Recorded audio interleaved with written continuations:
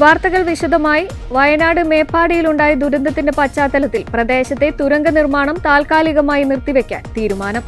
അപകട സാധ്യതകളെക്കുറിച്ച് വിശദമായ പഠനവും അന്വേഷണവും നടത്തിയ ശേഷം മാത്രമേ നിർമ്മാണ പ്രവർത്തനങ്ങൾ ഇനി മുന്നോട്ട് കൊണ്ടുപോകൂ എന്ന് മുഖ്യമന്ത്രി വി.ഡി. സതീശൻ വാർത്താസമ്മേളനത്തിൽ അറിയിച്ചു. ദുരന്തത്തെക്കുറിച്ച് സർക്കാർ തലത്തിൽ സമഗ്രമായ അന്വേഷണത്തിന് മന്ത്രിസഭായോഗം ഉത്തരവിട്ടിട്ടുണ്ട്. ഇതുവരെയുള്ള റിപ്പോർട്ടുകൾ ഗൗരവത്തോടെയാണ് സർക്കാർ കാണുന്നതെന്നും അപകടത്തിലേക്ക് നയിച്ച സാഹചര്യത്തെക്കുറിച്ച് സാങ്കേതികവും നിയമപരവുമായ പരിശോധനകൾ നടത്തുവാൻ മന്ത്രിസഭായോഗം തീരുമാനിച്ചതായും മുഖ്യമന്ത്രി വ്യക്തമാക്കി.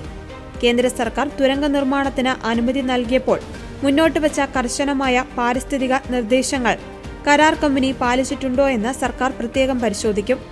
തുരങ്ക നിർമ്മാണം നടക്കുന്നതിന് തൊട്ടുമുകളിലായി മണ്ണിടിച്ചിൽ ഉണ്ടായതായി പ്രാഥമിക റിപ്പോർട്ടുകളുണ്ട്. അപകട സാധ്യത എന്തെല്ലാമുണ്ടെന്ന് കൃത്യമായി പരിശോധിച്ച ശേഷമായിരിക്കും ഇനി പണി തുടരുക. നിലവിലെ സാഹചര്യ പരിശോധനയും പാരിസ്ഥിതിക നിയമലംഘനങ്ങളെക്കുറിച്ചുള്ള അന്വേഷണവും രണ്ട് വ്യത്യസ്ത രീതികളിൽ തന്നെ സർക്കാർ പൂർത്തിയാക്കുമെന്നും മുഖ്യമന്ത്രി വി.ഡി. സതീശൻ പറഞ്ഞു.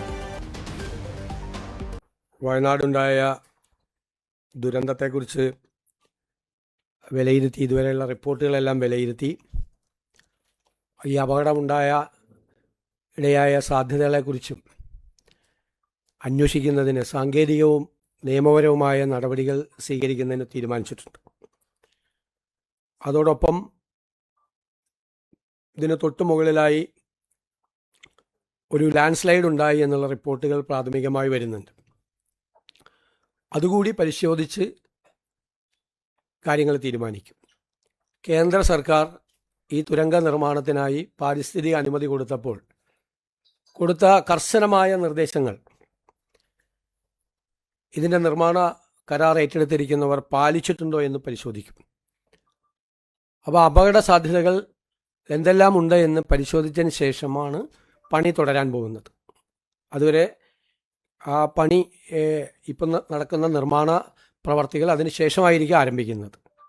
അപ്പം അതിൻ്റെ വിശദമായ പഠനം, രണ്ട് അപകടമുണ്ടായ കാര്യവും അതേ അവസരത്തിൽ കേന്ദ്ര സർക്കാരിൻ്റെ പാരിസ്ഥിതിക അനുമതി കൊടുത്ത കർശനമായ നിർദ്ദേശങ്ങൾ പാലിക്കപ്പെട്ടിട്ടുണ്ടോ എന്നുള്ള കാര്യവും, ഇത് രണ്ടാണ്, രണ്ട് അന്വേഷണമാണ്. രണ്ട് തരത്തിലുള്ള അന്വേഷണം ഇതുമായി ബന്ധപ്പെട്ട് നടത്തും. അതുപോലെ പബ്ലിക് സർവീസ് കമ്മീഷനുമായി ബന്ധപ്പെട്ട ഗുരുതരമായ ആരോപണങ്ങളാണ്, ഞെട്ടിക്കുന്ന ആരോപണങ്ങളാണ് പുറത്തു വരുന്നത്. പരീക്ഷ സംബന്ധിച്ച ക്രമക്കേടുകളെക്കുറിച്ച് അതിൻ്റെ പരാതിയും മറ്റു കാര്യങ്ങളും ലഭ്യമായതനുസരിച്ച് ക്രൈംബ്രാഞ്ച് ഈ ക്രമക്കേടുകളെക്കുറിച്ച് അന്വേഷിക്കാൻ തീരുമാനമെടുത്തിട്ടുണ്ട്. വിഴിഞ്ഞം പോർട്ടുമായി ബന്ധപ്പെട്ട് വിഴിഞ്ഞം ആ പോർട്ടിൻ്റെ ഭാഗത്ത് നിന്നുകൊണ്ട് അവരുടെ കമ്പനിയുടെ ഷെയറുകൾ 49% MSC എന്ന് പറയുന്ന കമ്പനിക്ക്, മെഡിറ്ററേനിയൻ ഷിപ്പിംഗ് കമ്പനിക്ക് കൊടുക്കുന്നതിനെക്കുറിച്ചുള്ള മുൻകൂർ അനുമതി വാങ്ങിക്കണം എന്നുള്ള കത്ത് കിട്ടിയത് മന്ത്രിസഭായോഗം ചർച്ച ചെയ്യുകയും ഇത് പരിശോധിക്കാൻ ഇതിൻ്റെ കൺസെഷൻ എഗ്രിമെൻറ്റും കേരളത്തിൻ്റെ താല്പര്യങ്ങളും പരിശോധിച്ച് നിയമപരമായ കാര്യങ്ങൾ പരിശോധിച്ച് നിർദ്ദേശങ്ങൾ നൽകാൻ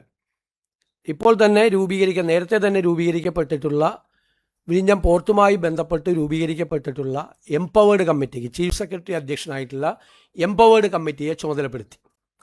ആ എംപവേർഡ് കമ്മിറ്റിയുടെ തീരുമാനം വീണ്ടും മന്ത്രിസഭ അത് പരിശോധിക്കും. കേരളത്തിൻ്റെ ഒരു താല്പര്യവും ബലീകരിച്ചുകൊണ്ടുള്ള ഒരു തീരുമാനവും സംസ്ഥാന സർക്കാർ എടുക്കില്ല എന്ന തീരുമാനം കൂടി എടുത്തിട്ടുണ്ട്.